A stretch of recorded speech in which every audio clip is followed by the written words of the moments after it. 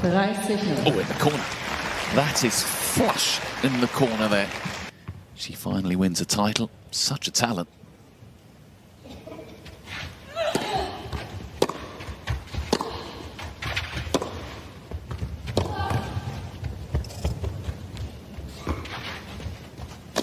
Yeah, lovely work from Fernandez there, wasn't it?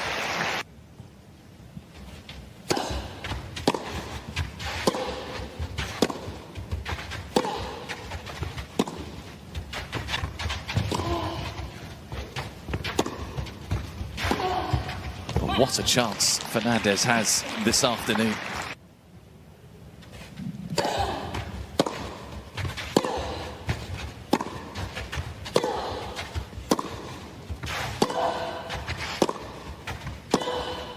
Look at the final scoreline, 6-1, 6-4. It looks like a completely overwhelming defeat on the European clay. For millions of devoted tennis fans across the Philippines, waking up to this result felt like a massive disappointment. The dream matchup between two left-handed prodigies ended in a harsh reality check. Casual fans are already panicking. The mainstream media will type up a lazy article claiming the hyped teenager was simply outmatched by the veteran. They will say Eala lacks the physical strength and tactical maturity to compete with a Grand Slam finalist. And they will be completely wrong. I need you to drop everything and listen closely, because the television broadcast missed the entire story. What actually happened today under the indoor lights in Stuttgart was not a physical mismatch. It was a cold, highly calculated tactical dismantling. Leylah Fernandez did not outmuscle Eala. She outsmarted her. She used her Grand Slam experience to scan the teenager's game, found one glaring vulnerability, and systematically focused her entire game plan on that exact spot. We are going to expose the blueprint of this heartbreaking defeat using the exact biomechanical statistics that professional coaches use. Because when you understand the mathematics of this match, you will not see a failure. You will see a demanding, absolutely necessary education.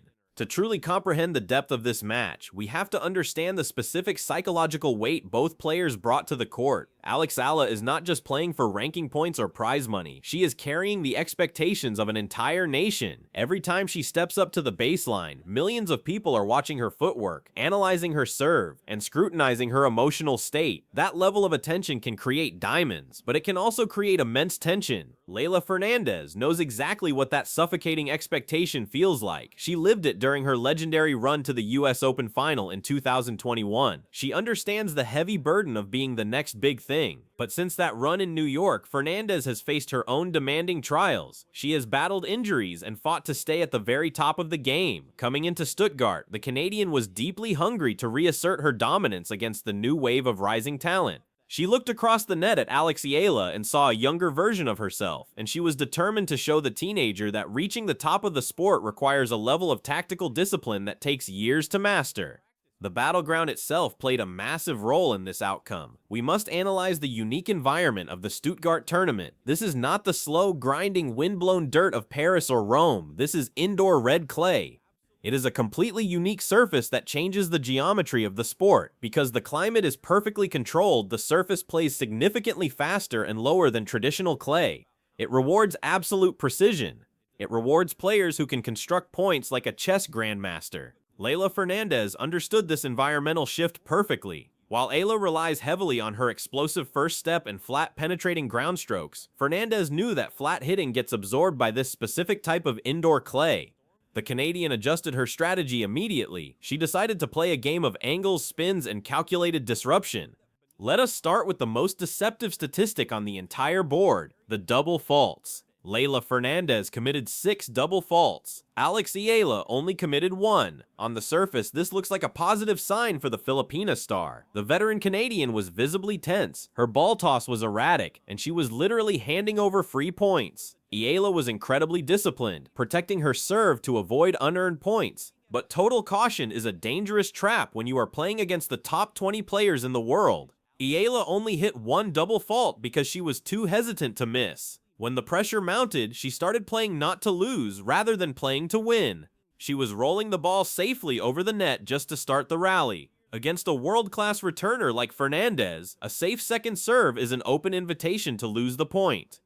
The Canadian veteran was willing to take massive risks on her serve, resulting in those 6 double faults because she knew that playing it safe would eventually get her punished. Magnificent athleticism.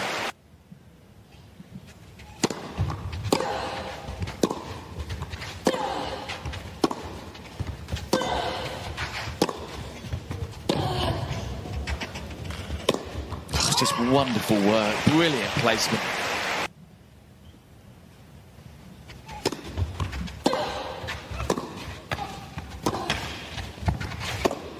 Now Fernandez backs up the break. On Fernandez's terms.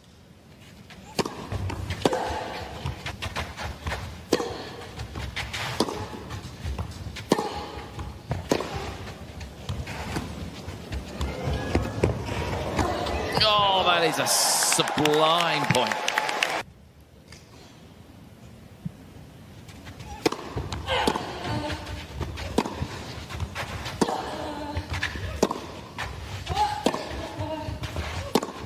Oh, that backhand has done so much damage. 40-10.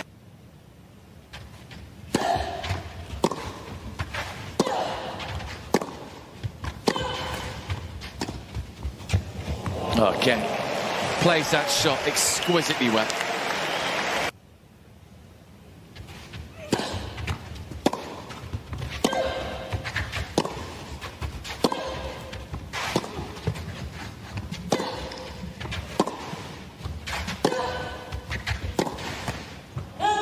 Try to thread it down the line, just wide.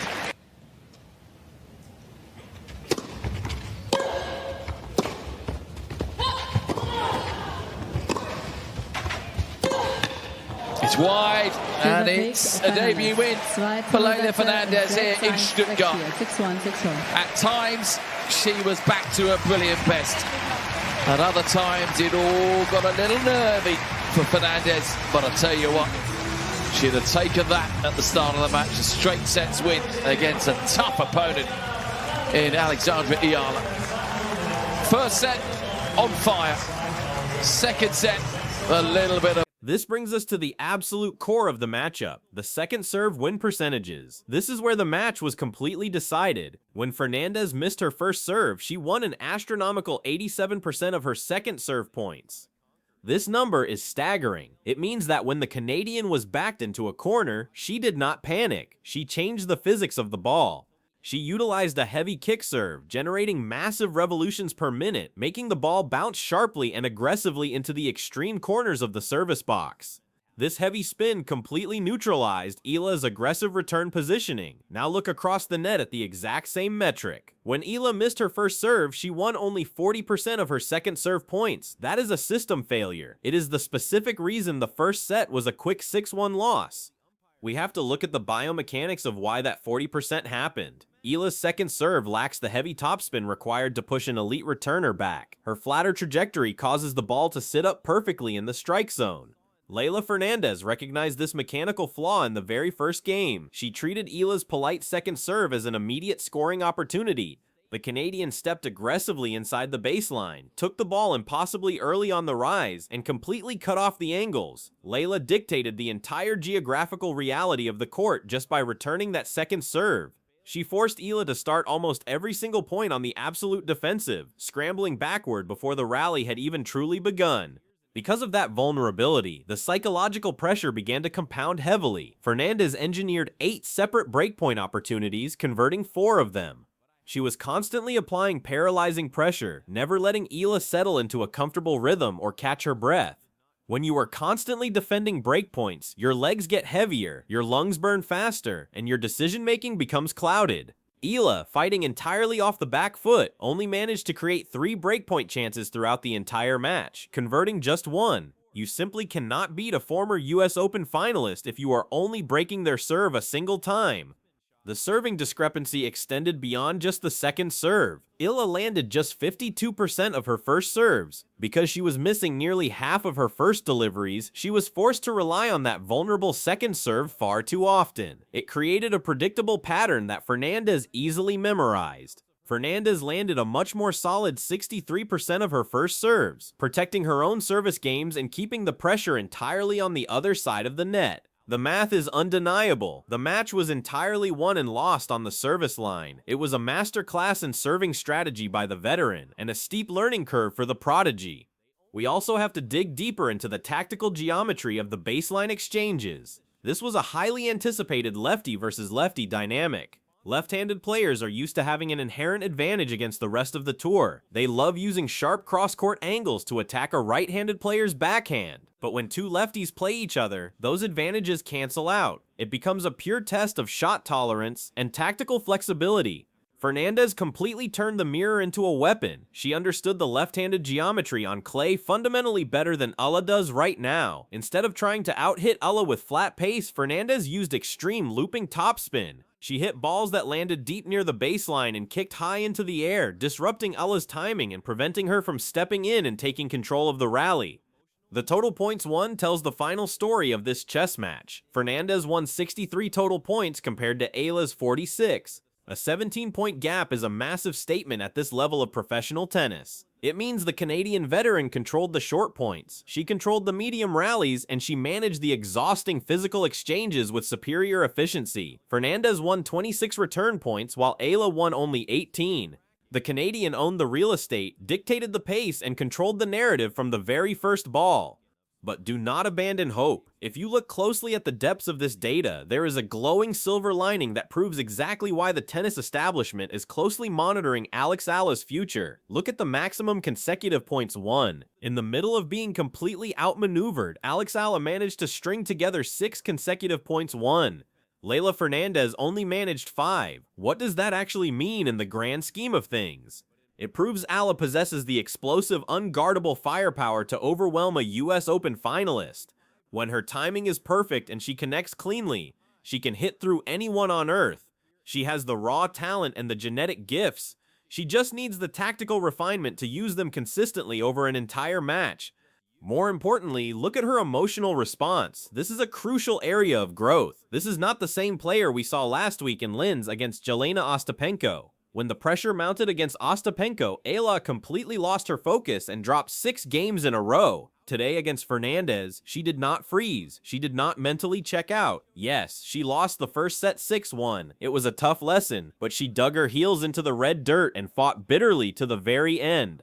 She managed to secure 4 service games against one of the best returners in the world, pushing the second set to a highly respectable 4-6. She made the Canadian earn the victory. She made her sweat for it.